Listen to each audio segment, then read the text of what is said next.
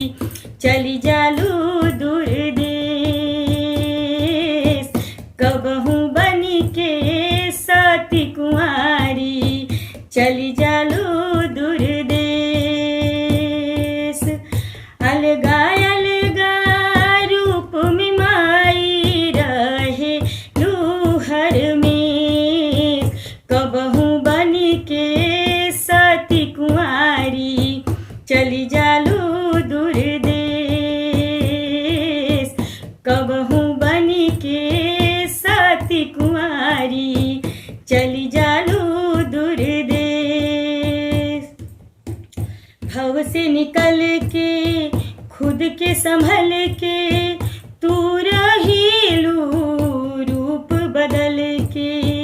भव से निकल के खुद संभल के तू रहीलू रूप बदल के।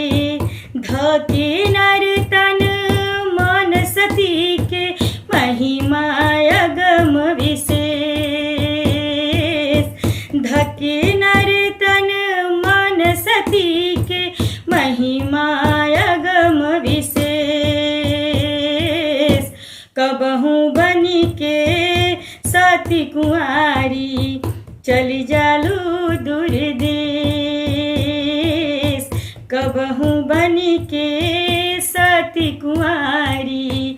चली जालू दूर देश, बहुते प्यारा बहुते न्यारा हमरी गाँव के सरजू के धारा।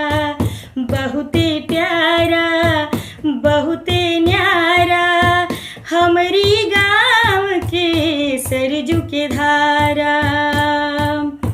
इहो रूपवा राउर माई जानी देश विदेश। इहो रूपवा राउर माई जानी देश विदेश, कबहू बनी के सती कुंवारी।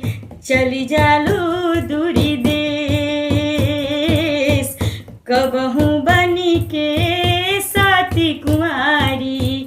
चली जालू दूर देश। जय जय मैया हो जय जय मैया, जय जय मैया, जय जय मैया हो।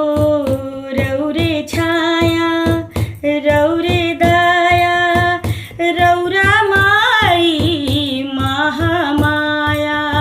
रौरे दाया रौरे छाया रौरा माई महामाया। जान रहे तक गाई रानी स्वराई संदेश। जान रहे तक गाई रानी स्वराई संदेश,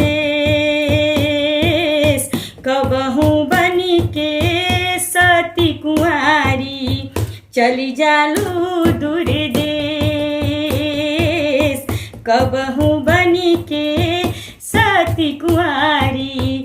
चली जालू दूर देश, अलगा अलगा रूप में माई रहेलू हर में। अलगा अलगा रूप में माई रहेलू हर में,